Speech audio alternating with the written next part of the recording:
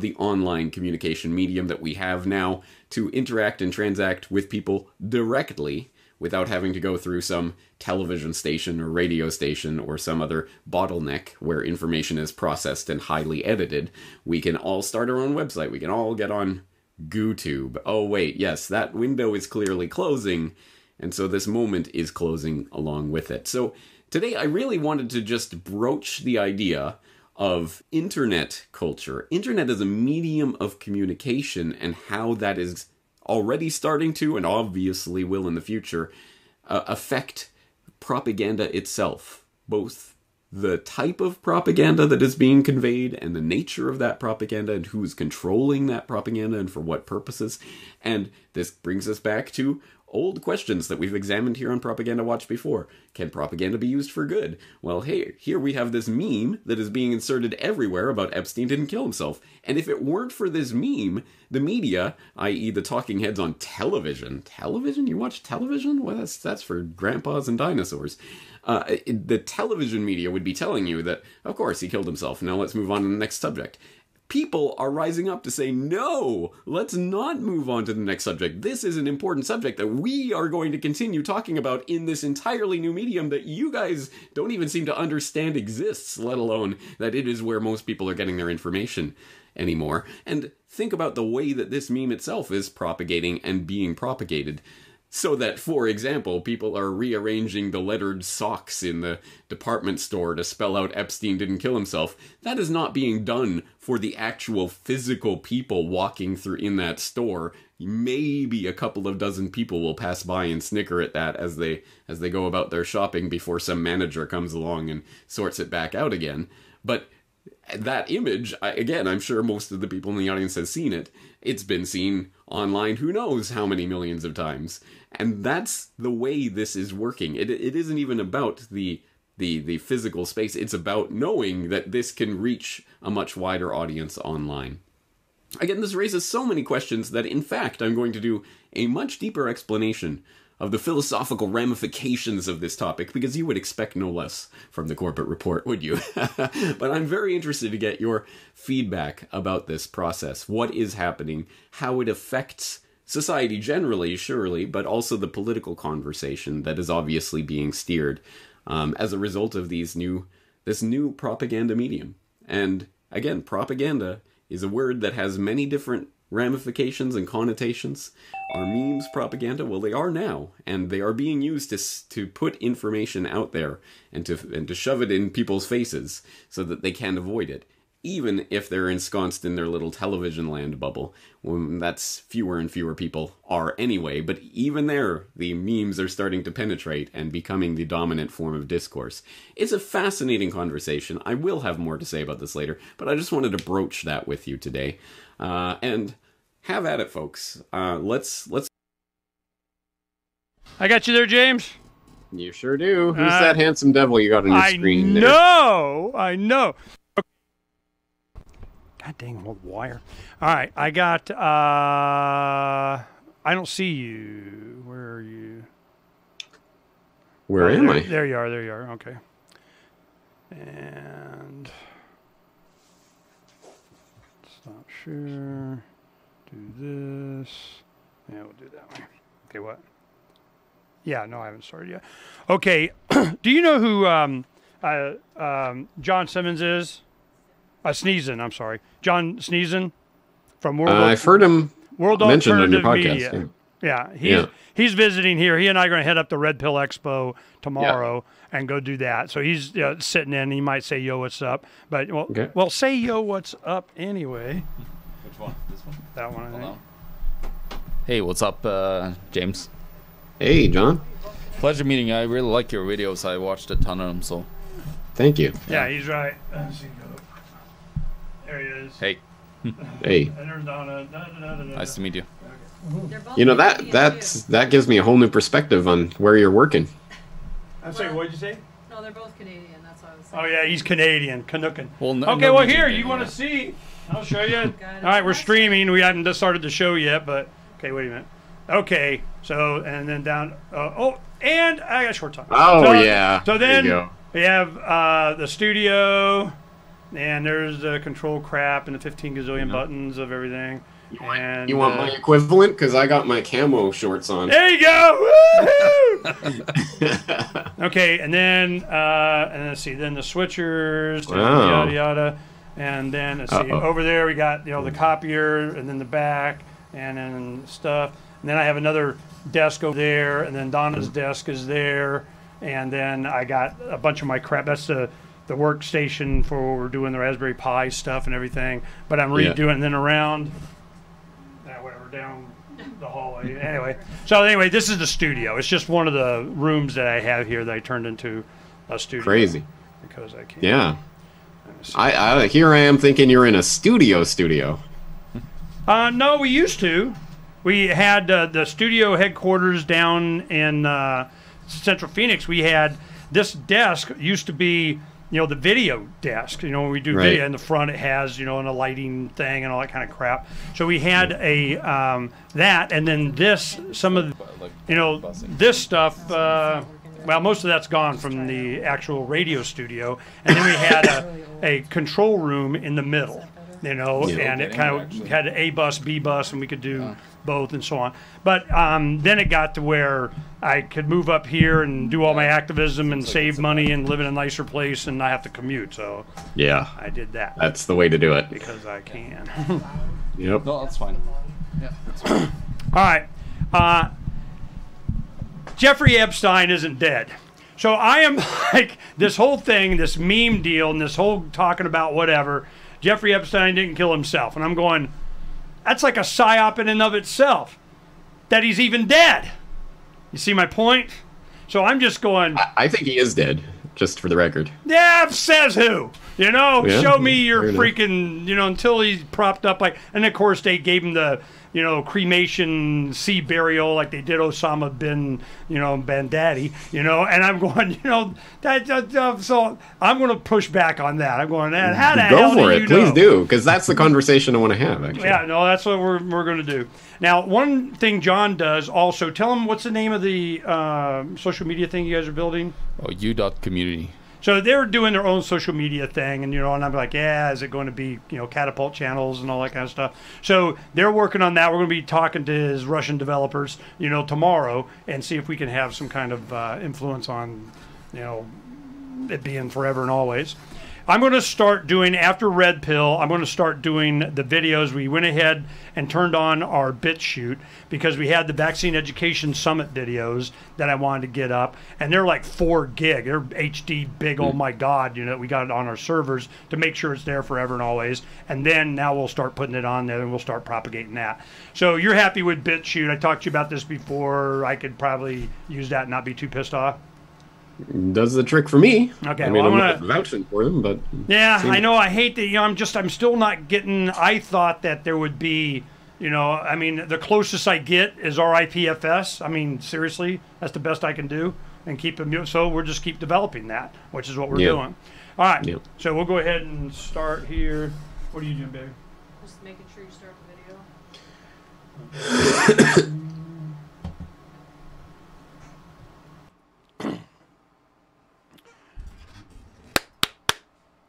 All right, here we go.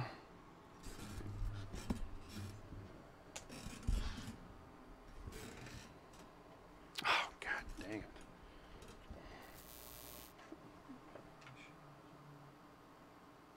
But if we are to... All right. It's time for Declare Your Independence with Ernest Hancock. Believe me when I say we have... Donna says, you didn't start the video. Okay, good. It's time for Declare Your Independence with Ernest Hancock. Believe me when I say we have a difficult time ahead of us. But if we are to be prepared for it, we must first shed our fear of it.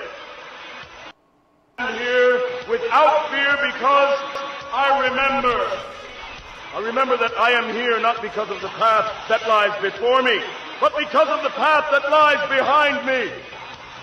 I remember that for 100 years we have fought these machines. And after a century of war, I remember that which matters most. We are still here! Tonight, let us make them remember we are not afraid!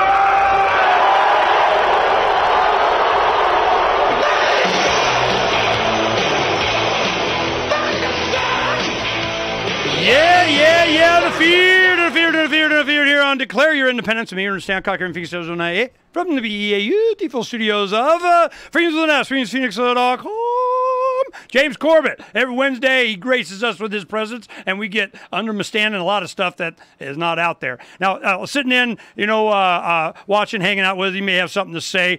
John Sneesen from the economictruth.org. He and I did a show today, and we're going to ride up together to go to the Red Pill Expo of G. Edward Griffin's thing up in Mesquite, Nevada, about an hour and a half northeast of Viva Las Vegas, baby. So he's hanging out here, and he's a big economic guy, has something to say. But what James Corbett and I are going to talk about is Jeffrey Epstein. Don't forget to do that because he didn't kill himself. And I say he's not dead. I just want to go, what the hell even makes you think he's dead? This whole he didn't kill himself is a psyop so that we'll believe that he's dead. And I'm going, that's just a psyop in and of itself. Because I don't, whatever, show me he's dead. I want to see his dead, lifeless body. Oh, that's right. They cremated it and dumped it in the ocean like Osama bin Baghdadi. I mean, so James, before we even get into it, tell me why you think Jeffrey Epstein is dead. Well, I mean, tell me why you think he isn't. Because it served his purposes. I am of the opinion that, of course, somebody like that in that position would have a dead man switch. That, he goes, man, everybody's going to know something about something. So he's like, yeah, but you got to die. He goes, I know. Make me dead. Whatever. But you get me out of here. So I'm thinking that everybody was served better, and it makes a lot more sense to me that, he's dead because he had to be dead. But is he really dead? So if you had watched my recent conversation with Keith Knight on logical arguments, debunking logical fallacies, you would know that you're arguing from the argument from incredulity. I can't believe it, therefore it's not true, which of course is not an argument. So until you present an argument as to why you believe he is alive, like somebody saw him here, or there is evidence of his life over here. There's no evidence of his life. There is multiply attested evidence of his death from multiple different parties. Is it that easy? They could all be lying. Is it that easy for them to do? But until there's actually evidence that he is alive, why would I believe he is alive when multiple attestations of death? But that's not really the point of the video that you just watched. First of all, that's not the point of the meme. Epstein didn't kill himself. Whether he's alive or dead, we both agree. No. All right, I'm with you. But secondarily, actually, because this, for people who don't know, this stems from a video I just posted about the meme wars have begun, which is a way of broaching the topic of memes themselves and how they function and how they're displacing the old propaganda narratives and not just narratives, but actually the method of transmission of propaganda. Because I started out with that clip that I'm sure a lot of your viewers have seen by now of the Fox News interview of this guy with whatever that breed of dog that was the hero of the Baghdadi raid and all of that, who ended his interview by saying Epstein didn't kill himself. And, he inserted the meme into Fox News, isn't this so great? Which to me is just one of those moments where it's the eclipsing of the old propaganda medium with the new propaganda medium. But what does that really mean? That's kind of what I want to get down to it, because, clearly I certainly grew up in an era where we were structured around television being the way that we are propagandized to. Mm-hmm. And television is a medium that brings with it all of its own baggage and restrictions. So you have 5-minute segments, and within that 5 minutes, you maybe get 20-second sound bites as people go back and forth, and then it's chopped up with commercials. And that's the way that information has been fed to an entire generation of people like myself who grew up on that. Now we're getting to the point where memes are becoming the way that people are, young people certainly, are understanding the world. As I said in that video, if you're over 50 years old, maybe you actually saw that on Fox News, but anyone under 50 got that clip of that guy saying Epstein didn't kill himself from the internet itself. That's the way the information's being transmitted. So how does that affect the transmission of propaganda itself? Memes, as you know, are reduced down to a single image, or maybe at best a panel of a few images, or down to a few words. And how do you translate information that actually matters, that will resonate, that will also encourage other people to participate in just a few words or in just one image? That's an incredibly, it's an art form in itself, I'm sure, as you know. Oh, Mr. I'm a bumper Levolution, sticker guy, right? man. I'm all about the bumper sticker. Skip to the end. Exactly. So this is actually what I wanted to talk to you about, because you mentioned offhandedly once that you were the one, you did claim this, you were the one behind If It Pleases the Crown. So I want to hear about the creation of that. No. We just ripped it off, you know. Oh, okay. Where'd it come from? I don't know. Davy Barker, that we do a lot of the artwork, we created a bunch of things on Pirates Without Borders. It was that, if it pleases the crown, may I breathe? If it pleases the crown, do I have free speech? Can I take build a shed? Can I occupy my own land? That kind of thing. But no, if it pleases the crown, that's been, I've seen that before, but definitely we pirated the crap out of that. We pirated the meme. Yeah. I mean, it's a great meme, right? I mean, it's a great way of, because one of the great things about it, and one of the great things about memes, is that they're participatory. And this is where I'm heading with this, because I'm thinking about how to put together a podcast episode that will encapsulate this. But, medium is the message, Marshall McLuhan, all that. What did that really mean? He was talking about the way that television isn't just another method of communication like radio or like print. It's an entirely different medium, and it brings with it its own infrastructure and its own way of communicating information. Now we have the internet. It is another medium entirely. It has its own infrastructure, its own way of communicating information. And that changes the type of information that can be conveyed and the way it can be conveyed. And as I know you know, perhaps more than probably anyone else, or at least up there, is decentralization is about getting people to participate in the thing themselves because they are personally invested in it and they could do something with it. Internet is a participatory medium. It's not like television or radio where you just sit back and you receive whatever is coming and there's nothing you can do about it. With the internet, you can put yourself back in and you can take a meme and you can put a new twist on it, or you can insert it in a different context, or you can even start a new meme and hope it catches on, or all of that. At least until they start jiggering the algorithms, and now it's harder and harder for things to be organic. But up to this point, there has been a lot of organic participatory activity online, which is, I think, anathema to the people who want to centralize people. This is what my observation has been. John and I were talking earlier about, I've been in this 30 years, so I got 15 gazillion examples and stories and art, whatever, and I get it. And it gets down to the meme. For me, I've got over a dozen lawsuits. I've been in the Ninth Circuit Court of Appeals arguing before the justices myself, on a pro se litigant of I demand that you guys, whatever, right? I've run for office a gazillion times, Congress 3 times, U.S. Senate against McCain, Secretary of State, legislative. I got a message, and I'm going to, So I do all this stuff, and it always came down to one thing. There was an article, there was a sign, there was a meme, there was something that branded it, that struck with someone, and it just exploded. When the Levolution started, that Ron Paul the reverse revolution thing, that was artwork that we used in 2006 for another campaign, that when he announced he was going to think about creating a blue ribbon panel to think about running, I go, I already know what's going to happen. Watch this, Well, the reason that I know that this stuff is going to happen is because people need to have iconic figures, slogans, music, something to represent how they feel or what they want that everybody can participate in. The problem with the internet has been they call them keyboard warriors. Well, at least they're warrioring. They're doing something, It's better than just sitting there being brain fed and, and going glassy eyed on, 50, 60 hertz TV or whatever the hell's going on. So my thing is that to amp up a meme, to amp up something, it had to be accompanied by activism. There had to be some kind of fuel, gas on the fire that you would put to demonstrate that it was physically actually out in the wild, that you're going down the street and you see it. So they'd share it. Hey, look at this. Hey, dude, I've done it with so many different things. And we're going to, and this is what our subscription for Declare Your Independence and Freedom Scenics and Pirates and all that kind of stuff, we're going to launch a subscription based a lot of stuff in 4 levels or whatever. But what's going to be included is exactly what James James is talking about. I'm going to finally chronicle on a regular basis, at least once a week, if not more often, using all the tools that we have on my view of how we're going to inject, influence, and get what we want to talk about in the POTUS 2020 election cycle. Little old me and little old Phoenix, a little old. Because I'm sick and tired of having to keep saying this all the time. It's so easy. These bad guys are so bad and stupid, okay? And it's easy to do this if you can inspire someone. How do I do this? A lot of it is with James Corbett's videos.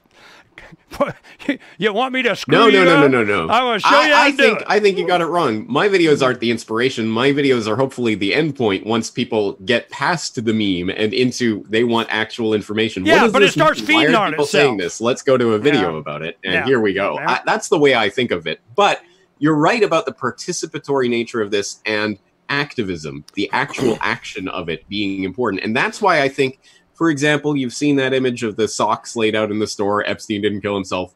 I think that's brilliant because it is modeling behavior. If you act in the real world and put this idea that's kind of a funny thing online, if you put it out there in the real world, then you will get rewards, the internet points for it. And obviously this is lower your social credit score though. Yeah, well, exactly right. Eventually this will be tied into social credit, right? But it's the modeling of behavior to a certain extent. And in a way, there is the artifice to it. Like you have to take the picture of it and, who knows, as I say in the video, maybe a dozen people actually saw that in the store itself. But 1 million people saw it online, right. And they all said, oh, I get it. So if I go out and do this in real life and spread this information, I will If you go do something. Yeah. See, this has been the problem. It's just we're trading out. What did this meme come from? What was the picture that they took a picture of? What was the sign that they saw on the billboard? What was? Even to the point that they just generated artificially with a computer-generated marquee on it. They got apps for that. I mean, it's just, when I saw that things were going visual and meme, an icon, there's a saying, there's a slogan, that's where I live, man. Here we go. Wrote a song about it like, here you go. Well, this is the motivation and the inspiration you give to other people. Now, what James has done, he's right. By the time you get and you just really, okay, what the hell is going on? And then you got a James Corbett video and you're all learnified and you know everything about it, which is why those got to get rid of it. Oh, hell no. The end result is they go watch Century of Enslavement. Well, we can cure that, We just get rid of it. So you think it's more complicated than that, and it's not. This is exactly what's going on. By the time it hits a meme, they've lost control. And I tell you one that was beautiful to watch. I could just see when it hit. It was NPC, non-player characters. When that hit, and it wasn't the meme of it that did it. I go, yeah, okay, yeah, I get that. It was the reaction. They freaked out. Because they can't help themselves. They who? The ones that are NPCs. They're NPCs. They're just, mouthing blah, blah, blah. What, 3x5 card got printed out by the RNDNC of somebody else, and they just regurgitate whatever, and you just make fun of them. And once they got made fun, they didn't like it. Especially when the guys that were using that to forward whatever their agenda was on Google, YouTube, they, them, those, Twitter, who gives a crap. And this is one thing John and I were going on these new platforms, if you don't have it to where it can't be censored, why am I even talking to you guys? Because when they want to get rid of a message or something, they're going to do everything they can to do it. So that is my first thing. Can I have my catapult channel up there and not be taken away? And I mean little furry white kittens being catapulted in swirl cactuses, okay? When you can do it, when you can't take that down, then I know I'm free. Now, of course, I wouldn't do that. That's not the point. My point is that if they can eliminate the culmination of all of this activism to watch James Corbett's videos, then they need to get rid of the videos. It's not that complicated. Slap you guys around, man. Oh. No, I'm sorry. Well, let's make sure we back everything up to YouTube. Yeah, right. And this is, I'll tell you, his initials are, I hate to diss him, he's a good friend, but his initials are Luke Radowski, okay? And Luke, he goes, yeah, my backup channel, YouTube, man, my backup channel, yeah, it's as much or more. I'm making money on the other one, and the Prime, and I'm going, wow, backup channel, where do I go put my stuff? Where's your backup channel? My other channel on YouTube. Are you killing me? You're killing me. I just want to. Oh. See, you wanted to get me going, didn't you? Then this is how you do it too. Damn. But you want to know the 2020 POTUS election cycle from across the country and a little activism and send a little bit here and spend a couple $100 and a couple $1,000 there and every now and then go to this trip and meet this guy and talk and kind of interview behind the scenes of the reason for my madness. Well, what the hell? That's not the guy. Yeah? You want to know? I'm going to explain it to you this time because I'm sick and tired of this happening over and over and over, and nobody knows what the hell's going on or why. I'm going, it's so freaking simple. There are those that want to be left alone, and there are those that just won't leave them alone. Which one are they, them, those? They won't leave me alone. And how do I classify them good or bad? They won't leave me alone. It's not that complicated. And then James Corbett does a video, how they're doing it.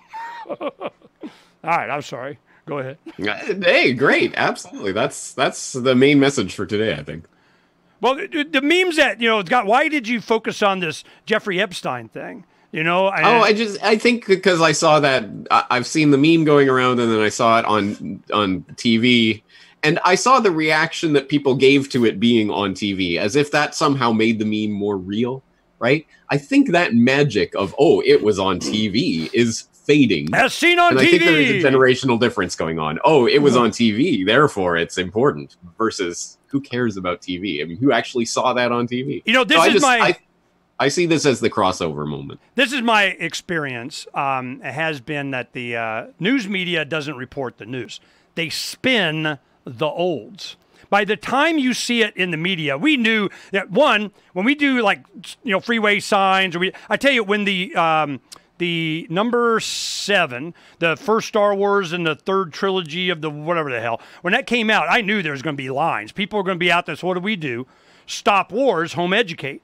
And it was Darth Vader, and we did hundreds of these on a cheap plastic thing that's a real whatever. We just did them everywhere. You just put in Stop Wars, Home Educate, go do an image search, on this, and you'll see these everywhere here in Arizona, and it started going around the country. We'd ship them just like we did with the Levolution signs. And this started becoming a meme. It's like, Stop Wars, Home Educate. What the hell does that have to do? Stop wars. So what happens? All these people in line wearing their costumes would go up because we put them all around the movie theaters. We did that in the parking lot in the chain link of the movie theater. We're not on the freeway. We're at the movie theaters because people would go and get their pictures taken with wearing their costumes and so on and put it on, boom, Insta-meme. And I'm going, and it was so neon flashing. This cake, I'll show you right here.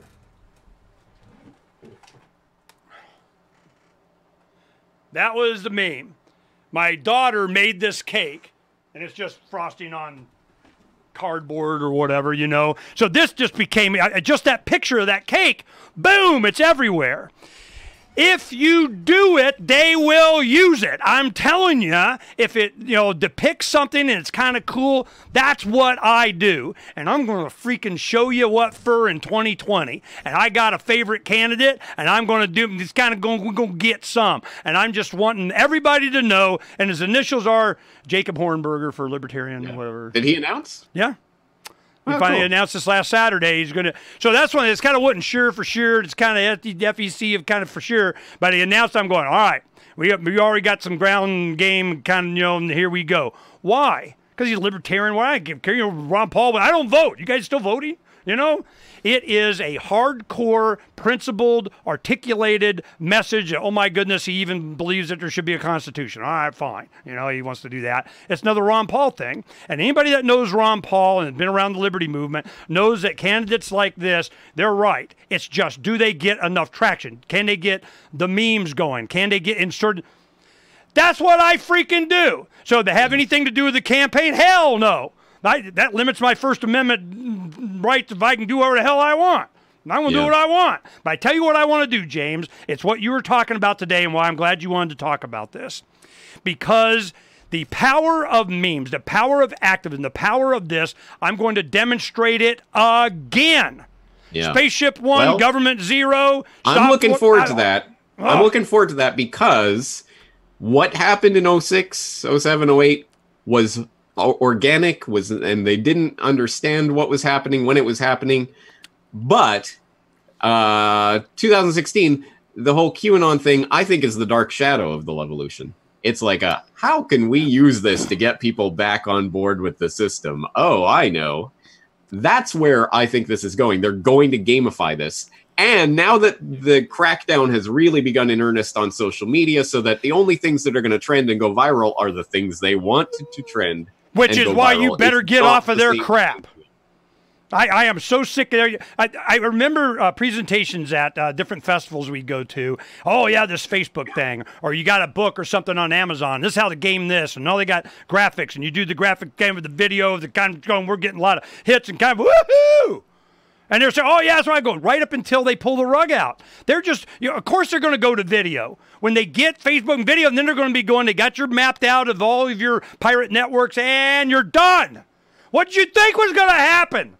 The only person that was out there that had a wide reach that was doing this, that understood, and why I support him, is James freaking Corbett. He understood that this was coming, and I did everything I could to help to make sure the immutability of the data and so on, because while he was getting ready and worrying about subscribers and people contributing to him and being and serving the community of whatever, yada, yada, everybody else was worrying about clicks and got their ass kicked. And we're sitting here neon flashing going, look, it's coming. Didn't matter. And then it happened. Now what? Well, how much empathy I have for that. You know, I'm just like, well, you know, we can help you out and need your talent and so on. But what the hell did you think was going to happen? Of all the stuff, James, of all the stuff that you've done and the conspiracy of this and that, I mean, everything for the past 150 years, you know, at least. Of all this stuff, did it ever cross your mind that they wouldn't take advantage of the internet to do exactly what they're doing? No.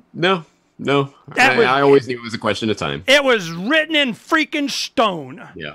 And I'm just like, what the hell? Although, actually, it did surprise me how easy it was to get everybody trapped into the, top 10 websites. Yeah. Everyone goes to Reddit, everyone goes to YouTube, everyone goes to Twitter. That is surprising from the old 2000s. All right, I got John to have comment on this. Because we're talking about guys like you, just, you guys just in the system doing, we're kind of what. So, I mean, what do you think is going to happen? What are you guys preparing for? No, like, it was pretty obvious to me a long time, like over the last couple of years. I've been trying to discuss, to push forward, diversifying and getting out of the head's way. Because what happened is that you always see this monopolization. It's always a cycle, in government and money and everything, where it consolidates. And of course, this happened. I remember being on social media back in 2000 and 2004 or 3 when I started to really dabble in social media. But it became pretty apparent pretty fast that this was gonna consolidate into one big entity over time. And now we have the monopolies. We have the YouTube, we have Twitter, Facebook. And everybody owns everything now, and there's nowhere else to. There's other ones out there, but you got the monopolies, controlling everything. That's right, James. What he just said, the monopoly and the consolidation of the kind of. This sound like Rockefeller, Rothschild kind of stuff. Competition is a sin kind of thing, huh? Yeah. This is it. And this is why I always say it's about the ideology of the people we're facing more than the individuals themselves, because David Rockefeller or whoever dies. But the ideology doesn't die, and it's always the same, and they always function the same way by centralizing control and getting people to go along with it because... Convenience! Yeah, of course. It's convenient. It's convenient. It's easy. But it's where... And how many times I heard this is what, I just bite my lip every time people say, they go, but Ernie... You got to go where the people are. Who in the hell says that they're even there? And it's the same 200,000, 2 million of whatever they got you in your little echo chamber doing whatever the heck. But they're paying. We're making a bunch of money. Yeah. Just let me tell you what they were doing. You ever hear the joke about how to get hogs, wild hogs? You ever hear about that? This is what would happen. Hey, can't get these hogs. Can't get these hogs. Can't get these. Guy goes out in the woods. He puts up one fence and a bunch of feed. And then he puts up another, side of the fence and a bunch of feed. And the third, by the time he gets them all in there, puts the fourth side, got them. Done. Next. How hard was that? That's exactly what they did. They said, here's this area play yard, and we got all kinds of goodies. To come in, you need more? Well, hell, we'll just keep shoveling the feed in there. Need a little bit more? Billions of dollars? Chicken shit money. That doesn't mean nothing to them. You got in there, and then they said, thank you for playing, and you're done. And watch the way that it unfolded, because again, in hindsight, how could anyone have not seen this? But when YouTube started and it was the Wild West and everyone was posting, whatever, The Daily Show and whatever else in its entirety every day, and everything was available, copyright or not. Be damned. And then it gets taken over by Google, and then they work out their YouTube content ID system and all this nonsense. But in that time, what other platform would be allowed to exist if it was doing what it was doing? It would be seized by ICE, as we've seen other websites seized. They seize the domain, right? It wouldn't have been allowed to happen unless they were going to take it over. That's exactly why it thrived. In the beginning, I remember when we first started doing videos. This is back in the day. And 05, 6, 7, right during the revolution was just getting going and so on. So it had to be 6 and 7. I think we started a little bit before. And when you do YouTubes, it would be it had a bunch of different platforms. You think there's a bunch now? There was a bunch when YouTube first started. There was one of a dozen or more. I mean, there was a bunch of them out there. And what happened was it kind of became the one because it was first and mostest and cool logo, or who gives a crap. It was before Google got it. Well, that's when we decided to start Freedom's Phoenix. Freedom's Phoenix was in our minds in 96. We kind of had the idea what we wanted to do, but not until video hit the internet. Oh, that'll never happen. We'll be waiting forever. And you moron, you don't know anything, you moron. And I'm going, yeah, watch. Well, within... God, what was it? Less than a decade later, here comes video on the internet. And I go, here we go. Now we can compete with the bad boys. I don't give a crap how much CG flashing fighter jets blowing up. By the time the segment starts for the news anchor, you're like going, wow, what the hell, man? We're going to talk about today. Well, we had access, and we just get James Corbett. Just sit there. I get on his butt. I'm like, how can I send you some light so I can get you better lit? How can I send? What kind of background? He don't care. He's just, as James Corbett says, man, that's just like a distraction. So I'm going, we are going to be able to make sure that we can compete with them with real content and research. James is a perfect example of that. So when that happened and we started doing this, there was a bunch of YouTubes out there, all kinds of these video platforms. And there used to be a thing that you would subscribe and I would load up a video and it would automatically disperse it and load up a whole bunch of different things. It had its own dashboard. You could see which one's got the most traffic. All that stuff is gone now. Or it's done in a different, it's all controlled. They can push a button. Yeah, you can put them up to all these. We push a button, they all go down.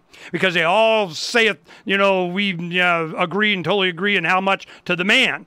It has changed, and we're in for the next revelation of the decentralized blockchain. If they can't do it, immutable, kiss my butt, video platform or something. And I'm waiting on it, but I'm not waiting anymore. We're doing it and starting now, and we'll do IPFS. It'll be a little slow or whatever. But I don't care, because these guys, they don't see what we see. It's done. And when's it going to be? Super Bowl time. POTUS 2020 election cycle. And you think you're going to have a voice? Well, you're going to have to get creative and go to the streets like we're going to do, because if you think you're going to get it online, you ain't. Yep. FYI. But hey, you got QR codes now that'll go straight to whatever you want, including IPFS. That's up there forever and always. Sorry, while we're on the note, I have to make note of this. Do you remember who Time Person of the Year was 2006? No. It was a big computer screen. Oh, yeah. I'm sorry, you said what? You are the Time Person of the Year. You. Because YouTube. And I remember reading that at the time, and I think, no, that couldn't have been the first time I'd ever heard of YouTube. Yeah, wasn't it black and white? It was all black and white, and then it had like a TV there with the red kind of, so I'm trying to remember this, but I remember. I'm looking at it right now. It's a computer screen. It's got the old YouTube bar at the bottom, and it just says you on the screen. But yeah, it's and I remember that at the time, they're announcing it in Time magazine as the platform, and that was shortly before it was bought out by Google, right? Oh, well, they had to buy it. Yeah, exactly. That's the thing. That people think it's all engineered from the start or whatever. No, all sorts of people are coming up with great ideas all over, and they'll find the one that's, okay, we can use this one, and then they take it. No, it's not that they can use it. It's competition. It's a threat. It's like PewDiePie. Who the hell is PewDiePie? He's some gamer. He does, I'm going, who the heck gives a crap what he said? but he's got 100 million people following him, okay? Yep. That makes him a threat. Who the heck's John Lennon? He's got hundreds of millions of people that follow him. Yep. That's the threat. Who the heck is this guy? Got 100 million or whatever. They don't want competition. And if you're not part of their stable, then you're against them. If you ain't with them, you're against them, and they got to go after you and bring you into the fold because they can't have somebody out there infecting tens of millions of minds. It's that simple. So if you got a bunch of whatever, those are going to get it because they can. Yeah. Which is why my message has always been, please don't just consume this stuff passively and hope, oh, I like that guy, I'll follow him. No, you have to do what you can to be part of this and to spread it in whatever way you can, because they can take out any one of us. They cannot take out all of us. That's the point. This is what the whole thing we were just going over the last couple of days on Freedom's Phoenix, because I'm showing the audience here. Freedom's Phoenix is an activist tool for me. And you log in, you got all kinds of stuff. And what we're taking is all of these tools that I have to go and be able to do what I do from little old guy sitting here doing his stuff is going to be made available to all the subscribers. Now, a lot of it is, but it's just not packaged in such a way that, because I didn't want to, I'm just like, it's just, what's it going to be? A Facebook page? What's it going to be? Something that they could take down, or you could use Freedom's Phoenix. But when you propagate this, we need to be able to have where these files are there forever and always. I was showing John 3 articles. One I wrote in 1994, one in 02, and one in 08. That these 3 ones, you see a progression of pretty much the same thing if I could see what was coming. And I'm going, look, this is why I need immutability. This is why, because the first videos of whatever of James Corbett said and everything, I need to have that because it gives you a context of this whole thing and understand, nope, that one's gone. Century of enslavement. Let me tell you when it went down, because it's Federal Reserve. You look for Federal Reserve, it's top of whatever search you did on every platform of everything, and now it's not. Why? Because they started cutting the federal rate, here, right when they did that, they go, people are looking up Federal Reserve, and we sure as hell don't want them to know what the hell's going on. This is going to happen like 1984. They are behind schedule, and they getting caught up. Because here it comes, and you think they're not going to do it for 2020 POTUS cycle? Hell, they already had this plan. They thought they had it for 16, probably, and this Trump thing happened. Was that an accident? Did that slip through, or was that part of the psyop? What do you think, James? It's hard to tell anymore. Isn't it? I don't know. This is all just so ridiculous. It's hard to tell anymore. So you just do what you're going to do. So what is That's it. That's what it's all about at the end. This is my message. It is about what we are going to do. And, at a certain point, the dog starts chasing its own tail when you start to try to decode the psyop and things like this. And, there are the people saying, well, clearly the alphabet supers have implanted this Epstein didn't kill himself meme in order to stop people from questioning the deeper ties of Epstein and blah, blah, blah, and things like this and da, da, da, da, da. Okay, yeah. So what is the ultimate logic that's being proposed when we start trying to critique the critique of the critique of the psyop of the psyop of the psyop? It's that, okay, don't do anything, don't say anything, just stop. Yeah, you're paralysis, deer in headlights. Don't know what they're overwhelmed. Keep going. And that's the thing, that's the spirit of the internet that I felt, because a decade ago, I felt what was going on online. It was something that I felt in my bones. I understood it. I had my finger on the pulse. Now I don't care. Maybe I'm just getting to be an old man. But the difference was, a decade ago, I felt the spirit of it. And the spirit was, oh, this thing's taking off. It's trending. It's going viral. Okay, how do I take that and then use that to propagate my message? I can use that trending thing that'll get a lot of attention, and I can use it to put my own message out there. That used to be the spirit of it. Yeah. Now, more and more, it's people laying back and going, oh, it's either the people just accepting this as popcorn entertainment, or it's the people that are going, well, it's a psyop of a psyop of a psyop of a psyop if you say this, so you better just not say anything, kind of thing, which... Yeah, good luck if that works for you. But that wasn't why I got into this. I got into this because I thought I could start putting my ideas and information out there using these things. Why did you want to do that? What motivated you to even want to do that? Why you care? Yeah, I guess we have to go into deep psychology for this. I don't know. I'm just motivated by the, I guess, grievance. I always go back to that moment when I start finding out about 9/11 and then the Federal Reserve and all this stuff. And it's just this whole world of information opens up to me that was right there all along. But no one ever brought me to this. No one ever even pointed in this direction. Why is that? And it was kind of like an outrage at the beginning. Like, how can this exist and no one's talking about it? So I thought, oh, I better talk about it. That was the original motivation. Thank you. I guess there's still some aspect of that, but now that's been co-opted because now the internet culture is eclipsing the old culture, and now it's become this QAnon, Pizzagate, deep state, this kind of stuff. And while you were talking, this is what I was doing. I was looking up, because I want to make sure it's not up there yet, so I'm going to do it. Okay, Epstein's dead. I just, question mark, he's dead. He's dead. Yeah, Epstein didn't kill himself. I'm going, he's dead? I didn't even know he was sick. Is he dead? Are you sure he's dead? Are you sure? So they're going to go, Ernie, you're just being crazy. Crazy like what? That's more crazy. That won't work as a meme, though. I'm telling you, that won't work as a meme.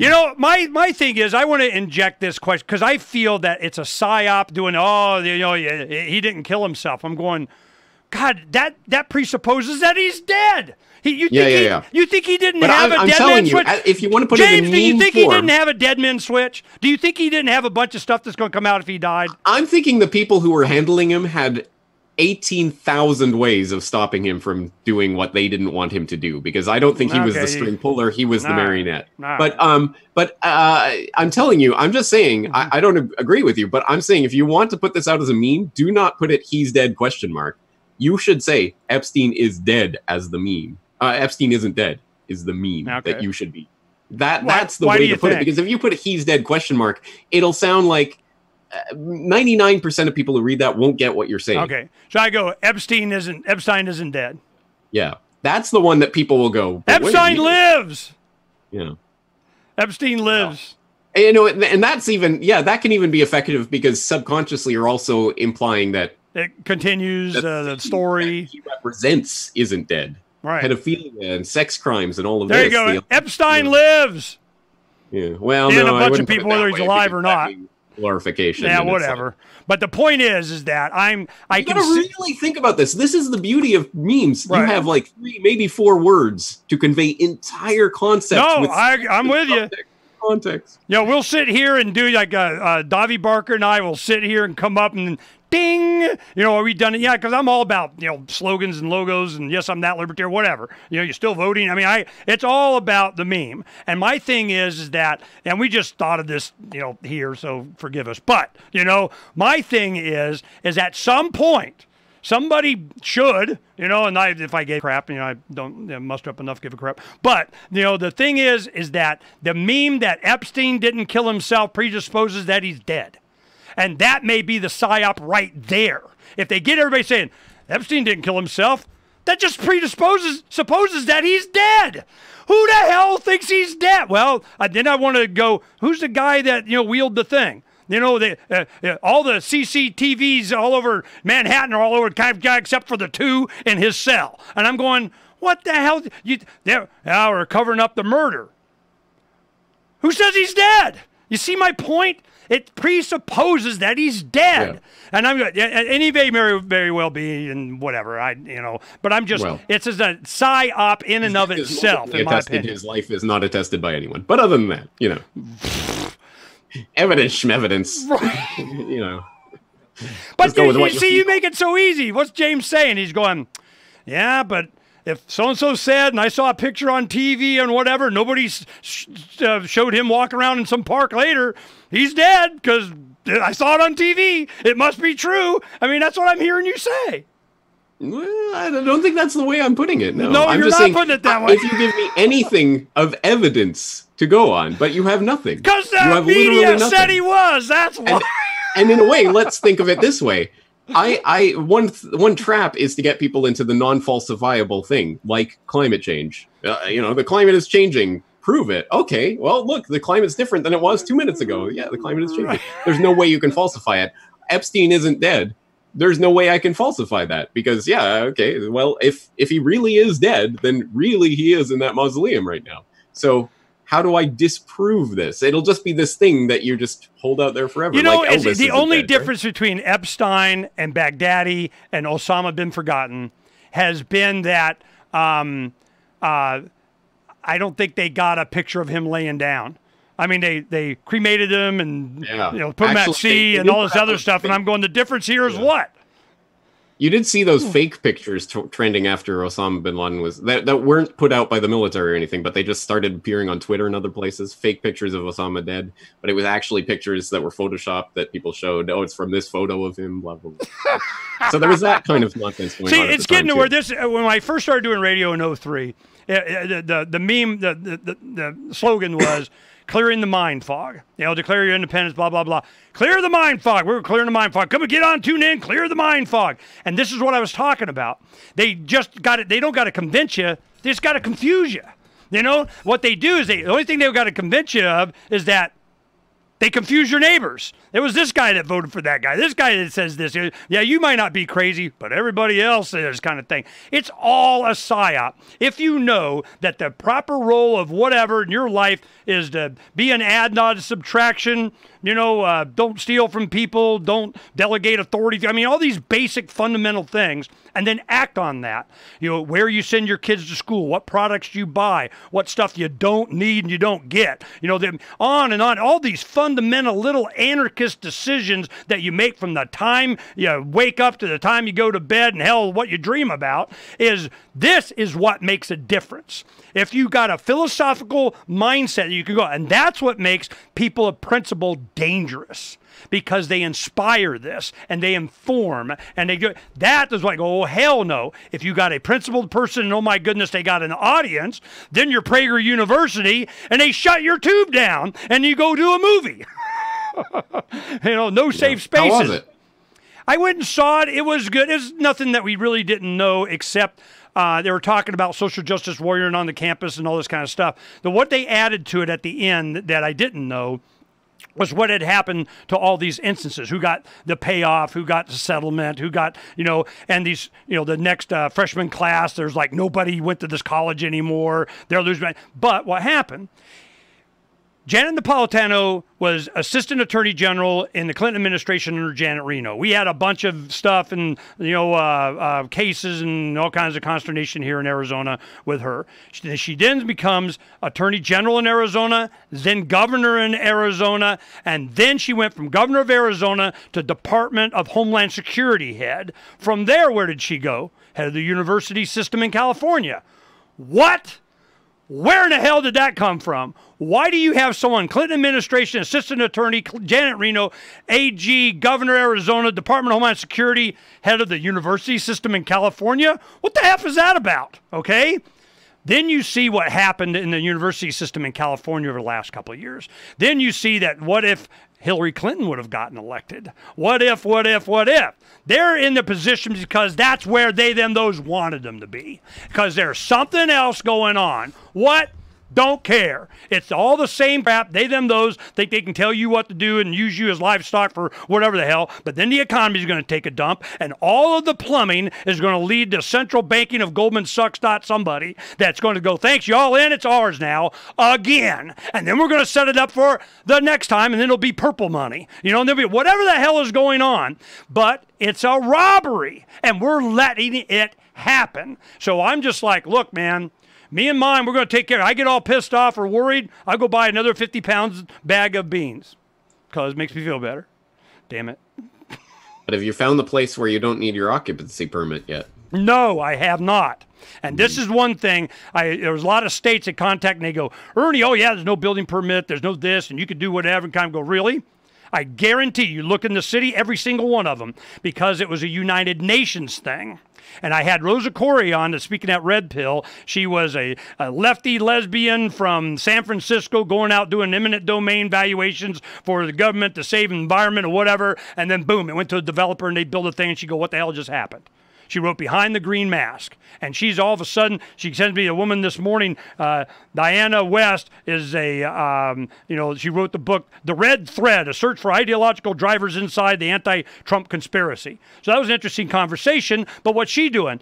Oh, nationalism, we got to have a new ism. We got to have national. I'm going, nationalism, communism, this ism, they're all the isms. It's another psyop. It's delegating authority to someone else. They keep doing the same thing over and over and expect a different result. So what do you need? A pirate ship. Nah. That's it. That's it. Again, it is all so simple when you boil it down. It's always the same thing. Same thing.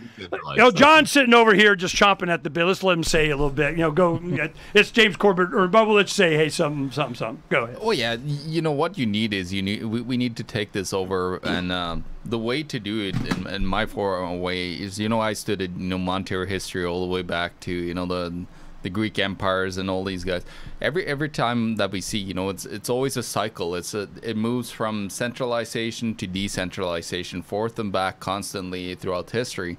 And we're hitting that decentralization cycle where we're starting to hit the peak of centralization. And now, people get fed up with the system, and they don't want to get governed anymore because we're naturally, free human beings. We like to be individuals, and when we can't do that anymore, when it's too much of a pressure upon, like a burden on our backs, which is the government or the pressure of losing purchasing power of the currency, people will stand up, and you probably most likely end up in some kind of massive revolution that hopefully ends up in autonomous anarchy and voluntarism. That's what I. Okay, that's a good thing for James. Now, this has been, we're building up to, and the solution is, and oh my God, and whatever, and how we're going to whatever. We have peak government. I asked this of Paul Rosenberg one time. I go, man, do you think we're at peak tyranny yet? I mean, holy crap. He goes, you're never at peak tyranny, but I think we're at peak obedience. And I go, oh, that's good. That's good. That's good. Do you think that these decentralized, that's what Pirates is all about, decentralization, all those categories. You go pirateswithoutborders.com, all those categories at the top are links, and all the technology that is going to empower us to decentralize away from the central demand on communication, energy, and shelter, and medicine, everything. That's the whole point of that. So I asked James, I'm going, all right, so where are we at? Is there a decentralization wave coming? Are we going there? Is there something that or what are you waiting on? I am not optimistic. And I will say this because we just talked about the pigs being led into the corral one bit at a time. And the way I see the big scope of the past century is going from people at least going out into the streets knowing that they had to do something physical to actually instantiate what they wanted in the real world, to keyboard warriors who will talk tough online, to what's the next step beyond that, the social credit. Oh, you talk tough online. No points for you. And at that point, here's the thing. People keep talking about the next civil war's coming and we're going to get and people are going to die and those lefties are going to get it and blah, blah, blah. I don't actually even believe it. I don't think people have, I don't want to say have it in them. Like, come on, guys, man up and kill some people. No, I don't want that, but I just don't think that's in the public anymore. I think it's been engineered out of the public. The gumption to actually do it. It may even be a chemical. It may be that's why everybody's got to get on a municipal water system now. You're not allowed to be. That's one thing. It's a combination of 1,000 factors, but chemical, I'm sure, is part of it. Yeah, if they can. I don't know. Can they? Can they change the water, the air, the food to maintain and expand their intrusiveness and control over the individual at the benefit of they, them, those, and not you? Can they? Can they? Can they? Then they freaking are. They sure as hell want to. What do you think? They got some moral hurdle to get over? You go, we wouldn't do that. That'd be wrong. Okay? I'm like, these people don't think that way. And a lot of times, the one thing that I've seen on a lot of, the conspiracy and the secret handshake societies and whatever the hell, they always tell you what they're going to do. It's part of their thing. As long as they told you, we're going to bend you over and rape you and take all your stuff.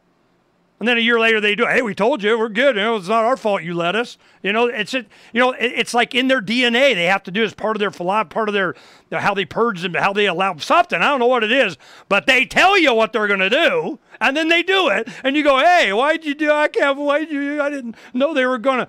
Oh man, I'm all right. You got me all pissed off, damn it. Sorry. I talked to James to not be like this.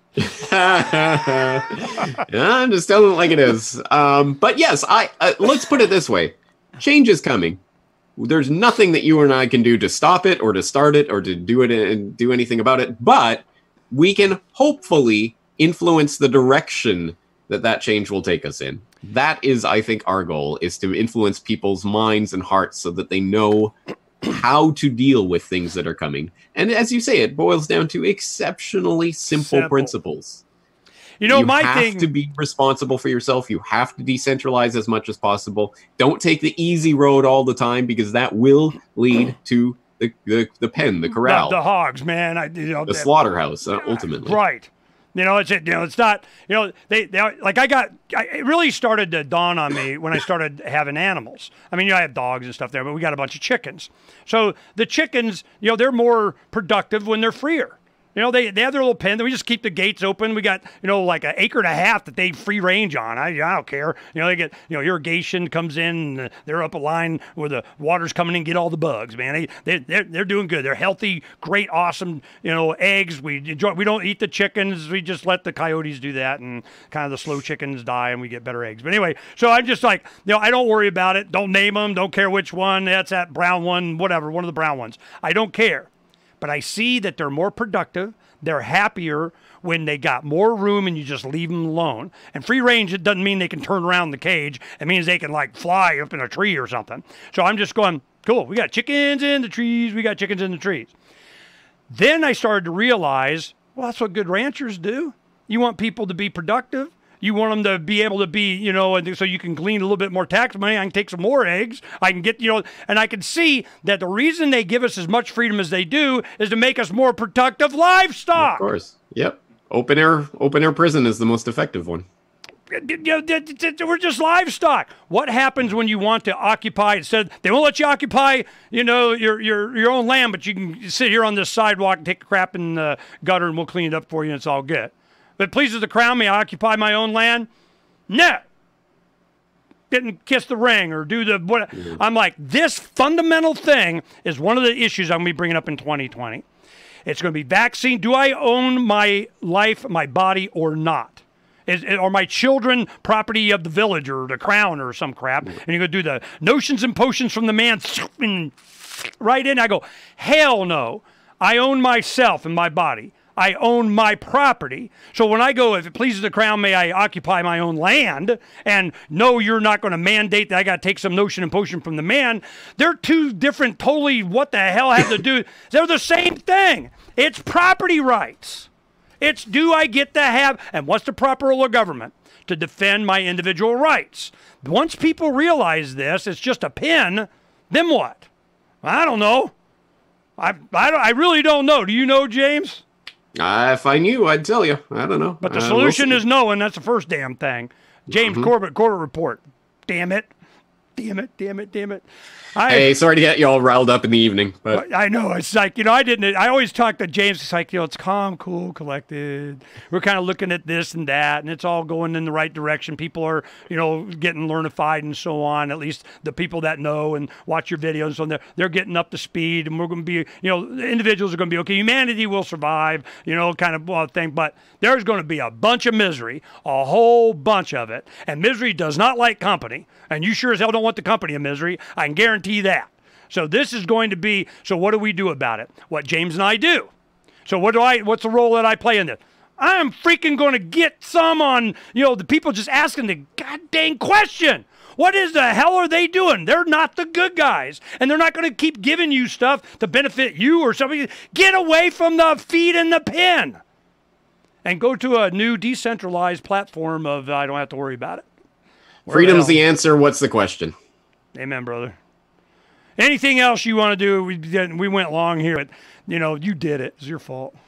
No, I think that's it. I'm just thinking of different ways I could insert different memes. I'm thinking of image macros, my body, my choice, but showing the syringe, or you could do like a set 2-panel kind of thing where it's always a question of whatever, and then the answer is just freedom. Do you have a graphic artist that does all your graphic stuff?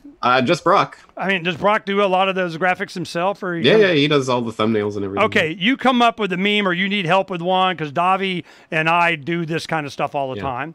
Well, I ain't even on Twitter anymore, so I don't even know a way to distribute these. But if anyone does, oh, people will. I will. I'll take. Don't worry about it. I'll just so say it. The Captain Mark or Corbett or something. You could even have your own brand. That's one thing I got on Davi's butt. He never signed anything, and I go, man, you got awesome stuff. You got to start. So now he signed it. Davi, has his own signature. We need to get a Corbett, signature kind of show thing or something. Do the memes. You do the meme. If I was going to go that route, I'd use the Corbett 2020 hashtag.